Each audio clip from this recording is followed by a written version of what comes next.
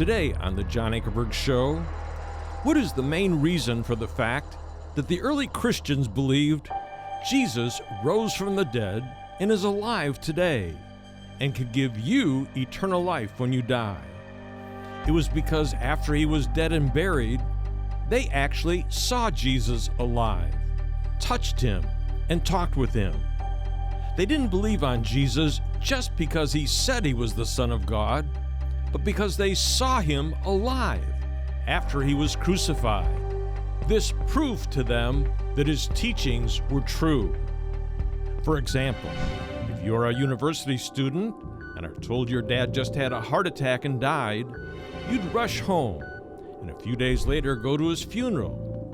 After the funeral, what if one day you are shopping at Walmart and turn to the next aisle, and suddenly you see your dad standing there? In your amazement, you say, "Dad?" And he turns around and says, "How are you doing, son?" You go over and shake his hand and give him a hug. 3 of your friends who attended the funeral also see your dad standing there and come over and shake his hand and talk to him. In fact, 15 other people who were at the funeral also meet you and your dad at Walmart. What would you all conclude? You would believe that somehow your dad who had died is now alive. Why? Because you saw him, touched him, and talked to him. You would never forget the fact that you saw him alive after he was dead. This is the kind of eyewitness evidence that the Christian faith is based on. Individuals, the 11 apostles, family members, over 500 people at one time, all testified that they saw, talked, and touched Jesus after he was crucified, buried, and then appeared to them. The consensus position among scholars today is this historical evidence about Jesus was written down and in circulation among Christians within at least 2 years or possibly even weeks of Jesus' crucifixion. Today, world-class philosopher Dr. Gary Habermas will present this historical evidence. He received his PhD from Michigan State University and a second doctorate from Emmanuel College in Oxford, England. Dr. Habermas is chairman of the Department of Philosophy and Theology at Liberty University and has written more than 100 articles on the life of Jesus in scholarly journals. To hear the historical evidence for Jesus' resurrection, we invite you to join us for this edition of the John Ankerberg Show. Welcome to our program. I'm John Ankerberg, and my guest today is Dr. Gary Habermas. You know, many college and high school students think that it is no longer credible to think of Jesus as divine. Further, they don't believe the resurrection of Jesus ever happened. They think the New Testament books do not present an accurate historical record of Jesus' life, but are only a witness to early Christian beliefs. Yet, contrary to what they and many others think, there is a massive amount of historical information inside and outside of the New Testament that confirms traditional Christian beliefs. As a student at Michigan State, Dr. Gary Habermas was working on his PhD, and my guest himself was a skeptic. But he came to realize that there is solid historical evidence about Jesus that he couldn't ignore. Gary, please tell us about it. In last week's program, we mentioned the creedal material that Paul presents in 1 Corinthians 15. This is probably the heart of contemporary discussions concerning the historical Paul. And of course, they have a great bearing in the historical Jesus. And what we said was something like this. If we can imagine about a 25-year timeline, beginning with the cross, 30-ish AD, ending with the writing of 1 Corinthians, 55 to 57 AD, we've got about 25 years there. Paul said in 1 Corinthians 15, 1 and 2, I gave you this gospel when I came. That's about 51 AD. We've cut it down to 20 years. And he said, then he outlines it in 1 Corinthians 15, 3, and he said, I delivered unto you that which I also received. And the typical view is Paul ascertained this material in Jerusalem with Peter, with James, the brother of Jesus, from Galatians chapter 1, verse 18, about 35 AD. And of course, if we're only 5 years from the cross, Paul's visit to Jerusalem, then somebody had it before he did. And we can spend a couple moments chatting about this, but one important thing from last week's question, how do we know Paul is not the originator of Christianity?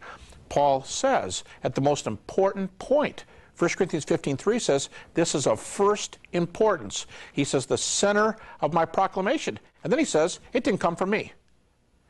As of first importance, the center of my proclamation, I gave you what I received. And if he received it in Jerusalem from Peter and James, not only is this not Paul's material, but it came from two of the important proclaimers in the early church, Peter and James, the brother of Jesus. Now, is what Paul says true? Does it line up with the facts? Well, when you take a look at 1 Corinthians 15:3, we find out that it does. And if there's any conclusion that's virtually unanimous in New Testament scholarship, it's this: that creedal statement, that the tradition that Paul's passing on, the confession, if you will, that Paul is passing on, the catechism, that Paul said he received from somebody else, it begins at verse 3, and it goes down, some think as far as verse 5, some think as far as verse 7. But here's the point. There are a number of indications that this is not Paul's proclamation. There are a number of indications of exactly what he says. This is why we take Paul at face value. He got it from somebody else. How do you know? There are non-Pauline words there. Paul never again says, on the third day. This is his proclamation in that he's given it, but not his proclamation as far as he made this up. He's passing on tradition. There are non-Pauline words. Peter is called Cephas. And Joachim Jeremias, the German New Testament scholar, argued that there's perhaps an Aramaic original here, which means it really predates Paul. Now, folks, you probably know that some scholars claim that the Apostle Paul is the one who really invented the Jesus of faith. And what they mean by that is that Paul made up the story that Jesus was God. And before that, it had never been said. But Dr. Habermas presents the historical facts that clearly reveal Paul did not invent Christianity or the Christ of the Christian faith. Listen. Now, Paul has said a couple important things. He said, I delivered what I received, and I like these words, as of first importance. Paul said this is basically the most important thing I can preach to you. And of course, the first two verses, he said, if you accept it, you're saved. If not, you're not. So we're right here at the center. But then he says, it's not mine. So Paul's not the inventor. Now, is this what we see? Does the passage give evidence that Paul, while passing it on, really got it from somebody else? In other words, Paul's repeating it, but it's not really his material. Now, when we look at these words, we'll see several indications that this does not come from Paul. For example, Christ died for our sins according to the Scriptures, that he was buried. Paul never again uses those words, and he never again, whenever he defines the gospel, he always includes, as I said last week, the deity of Christ, the death, and the resurrection. He never again adds burial. So there's some non-Pauline words here. Another indication, Peter's name is Cephas. Now, Paul does refer to Peter as Cephas, but Peter is better known as Peter, and Jeremias, the German New Testament scholar, thinks that this is one indication that there may be an Aramaic original. P.S. Lapide, the conservative Jewish New Testament scholar, has said there are other signs here that this is passing on tradition. For example, what's called the triple ho-ti clause. English students will recognize that as and.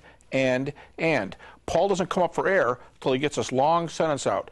Died for our sins according to the Scriptures, and he was buried, and he was raised, and he appeared. And Dr. Lapide tells us that is a means of Hebrew narration. The words delivered and received are technical words for passing on tradition. Paul says it again in 1 Corinthians 11 concerning the Lord's Supper, delivered and received. So these are just, 3 or 4 indications that this material is not Paul's. Now, how do you recognize a creed or a tradition? Scholars have pointed out that this reads in 2 nice columns, and it's not English poetry that rhymes real nicely, but it reads like a first century Jewish audience where it's regimented. And you can see that when he appeared, Jesus appears to an individual, Peter, then to a group, the 12, then to 500 at once. Then he appears to James, another individual. Then he appears to another group. There's some order to this, and it's arranged like a catechism. And I made the point last week, perhaps 90% of Palestinians, or the Jews in that area, were not readers. They were not literate. And how do you give the heart of your message of first importance to people that don't read? You say it in a form where they can memorize it and repeat it back. That is the nature of these creedal passages. And what we have here is Paul passing on the heart of his message, he said, what I preached when I came. And he said, folks, it's not even mine. So I think we need to return to several things here. The importance of this early message, some data we have. We've got that timeline going all the way back to Jesus in 30 AD. It's not Paul's. And so Paul is not the originator of the New Testament message. 1 Corinthians 15:11, once again. We referred to this last week. Paul says, whether then it was I or they, this is what we preach, and this is what you believed. The we there is the apostles. He's saying, hear it from them, hear it from me. We're preaching the same message concerning what? The gospel and the resurrection appearances in general. What Paul says is, I didn't make this up. I got it from somebody else. I delivered to you. That's what I also received. Now look at verse 11. Whether then it was I or they, this is what we preach, and this is what you believed. I think what Paul is saying here is, ask the disciples. They'll give you the same thing I'm giving you. Ask me. I'll tell you. Now, what is this message?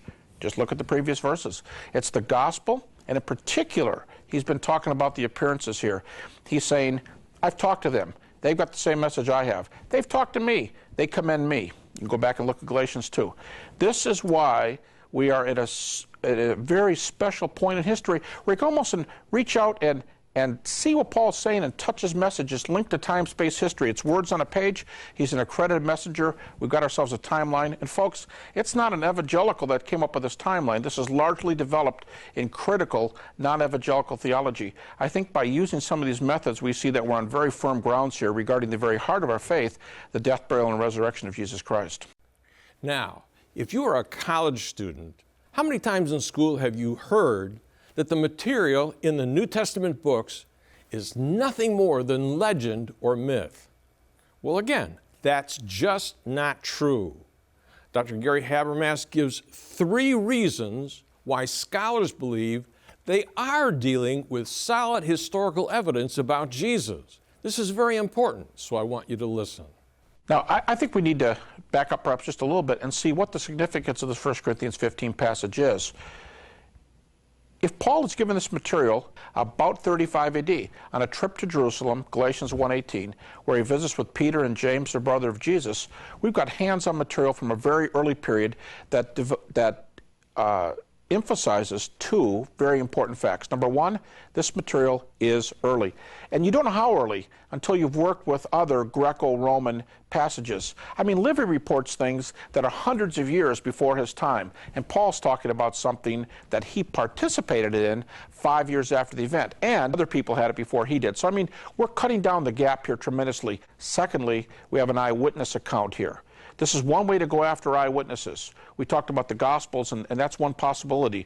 But going after Paul is really taking what is given to us, what the critics will give us. And Paul himself was an eyewitness. Let's not miss the forest for the trees. Paul said, I met the risen Jesus. But you've also got Peter. You've got James, the brother of Jesus. Both of them, by the way, have appearances in Paul's list in 1 Corinthians 15. One more little connection between Galatians 1, 1 Corinthians 15.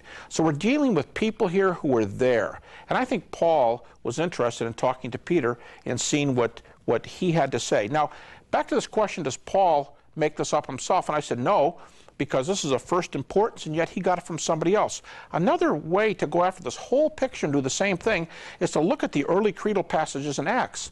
If you'd ask an evangelical, what does early preaching look like before we have a New Testament? They say, simple, read the book of Acts. If you ask some critics, they'll say, hey, read Acts 1 through 5. Now, the answer sounds the same, but it's for different reasons. Evangelicals say that because they trust the whole text.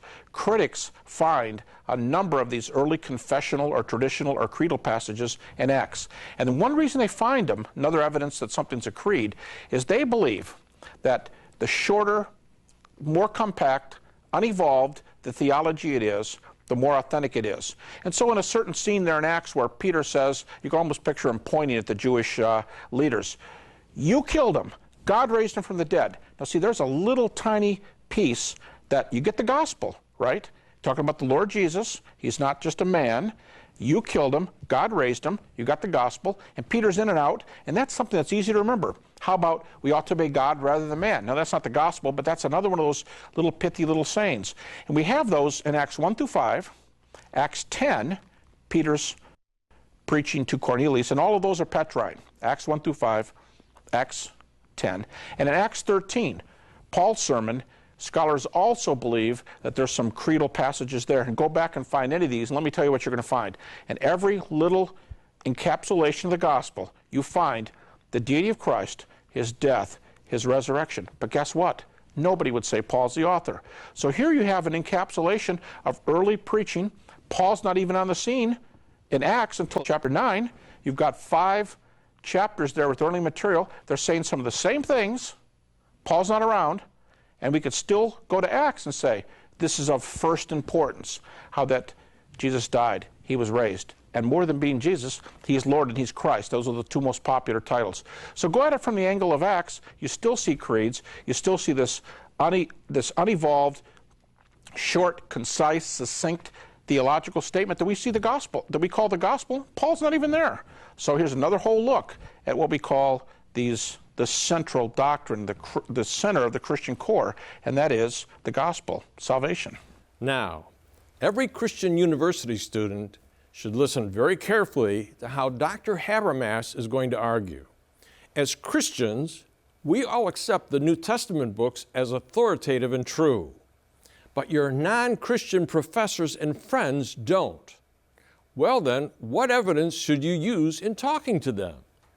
If your professor and friends are up on just a little modern scholarship, they know that certain portions of Paul's writings and portions of the 4 Gospels are accepted, not as inspired, but as historically reliable information.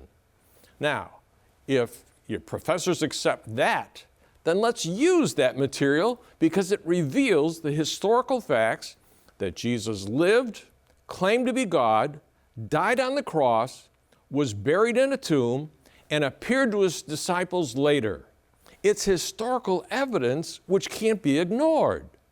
Now, if you ask, what are some of the passages that virtually all critical scholars, including your professors and your friends, should accept that tell us these things? Dr. Habermas tells you, listen. Now, we've kind of gone the back door. We've started with the data that is the strongest, 1 Corinthians 15, Paul's undisputed epistles. We've moved backwards. We've taken a little look at Peter and James through Paul's eyes, Galatians 1. We've taken a little bit of a look at some Petrine gospel snippets in Acts.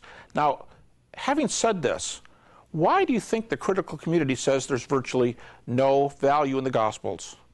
I say critical community, I mean the far left. There's a moderate community out there with probably the most influential scholars who wouldn't dispute half as many things as we're hearing from the far left, the ones who claim to be mainstream. Now, when you go back to the Gospels, do you hear the same message or don't you? But before I get there, let me make a point again. 1 Corinthians predates the Gospels.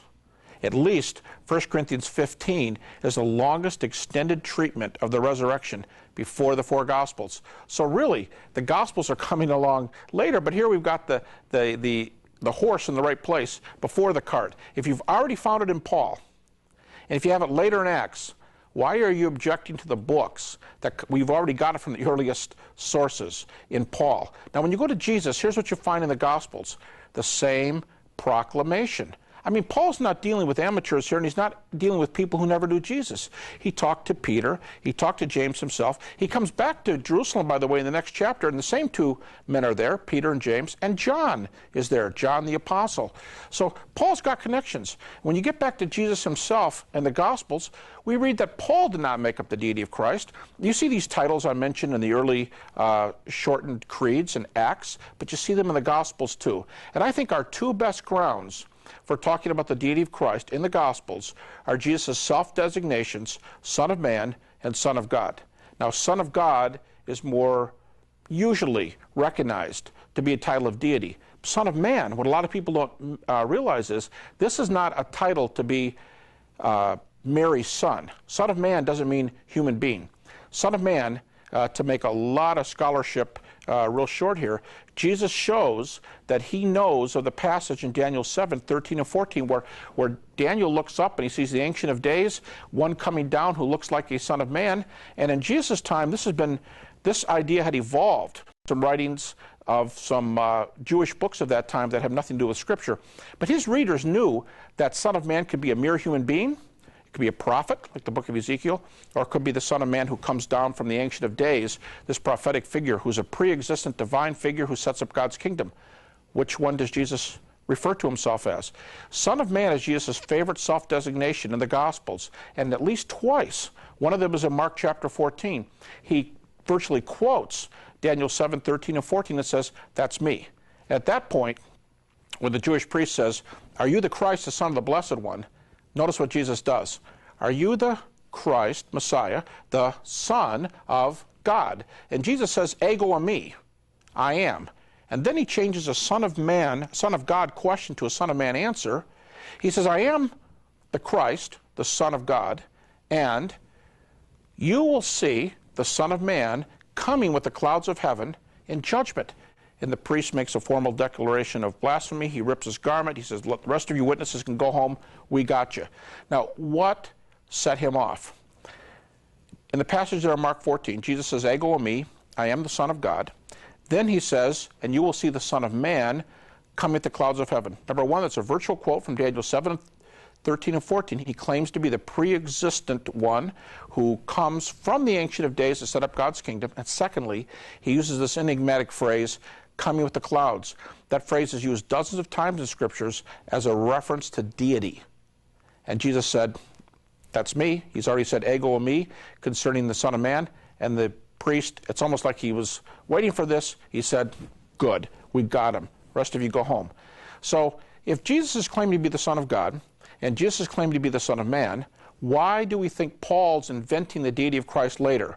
We see it in the Gospels, we see it in these little shortened gospel phrases in Acts, and we see it in 1 Corinthians 15. I think this is a solid case for the deity of Christ. And don't forget, if Christ is raised from the dead, now you've got to ask the question, is God saying something? And traditional Christianity says, right in the New Testament, in fact, that God's raising Jesus confirmed his message. And if Jesus claimed to be deity, nothing could be more blasphemous. So the resurrection is God's stamp of approval on Jesus. And that's argued that way in Acts 2, Peter. It's argued that way in Acts 17, Paul. It's argued that way in Romans 1, Paul. The resurrection is the capstone. As Paul said, it truly is a matter of first importance.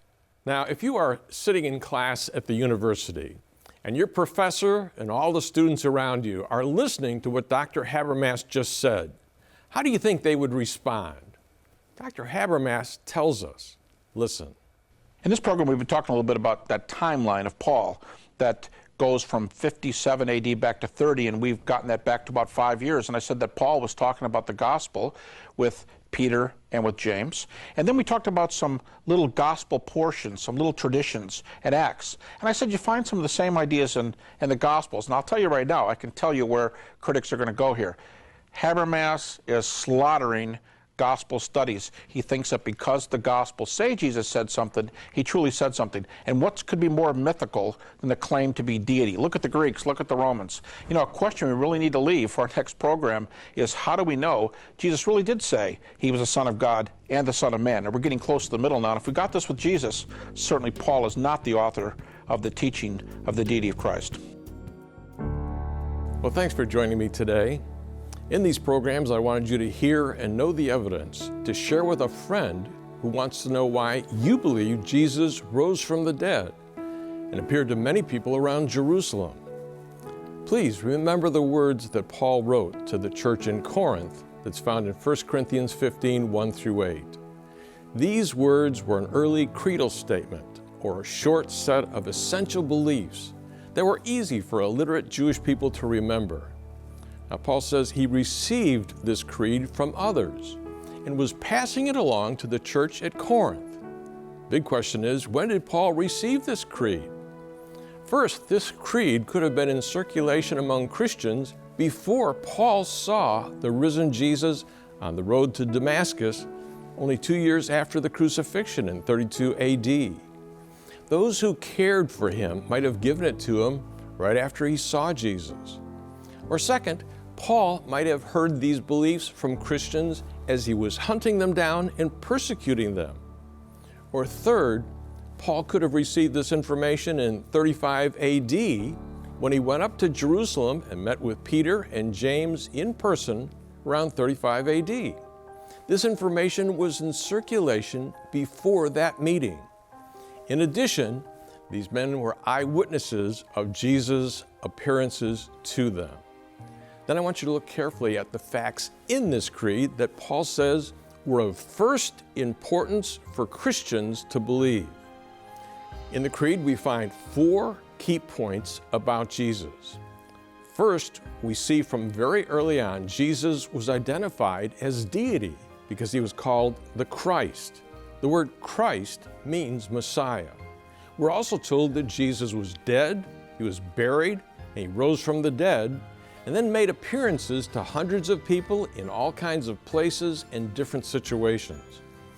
This information has caused the majority of critical scholars worldwide to acknowledge that Jesus' resurrection was known very early among Christians, and it might even have come from the very people who were in Jerusalem when the resurrection events themselves happened. If you would like to have all the evidence that is presented in our 6 programs with Dr. Gary Habermas, we are making all 6 TV programs available on 2 DVDs for a gift of $60. And you may order them by calling us now at 1-800-805-3030. That's 1-800-805-3030. Or you may immediately download all 6 TV programs for $30 at our website at jashow.org. That's jashow.org. In addition, we are making available our devotional booklet entitled Of First Importance, 30 Days of Devotions from 1 Corinthians 15. It's in print or as a download for any gift you give in support of our ministry. And if you live in Canada, you may call and order our 2 DVDs and the devotional book at 1-866-746-5803. That's 1-866-746-5803. Or you may download all 6 TV programs at our Canadian website at jashow.ca. And I'll appreciate your help very much.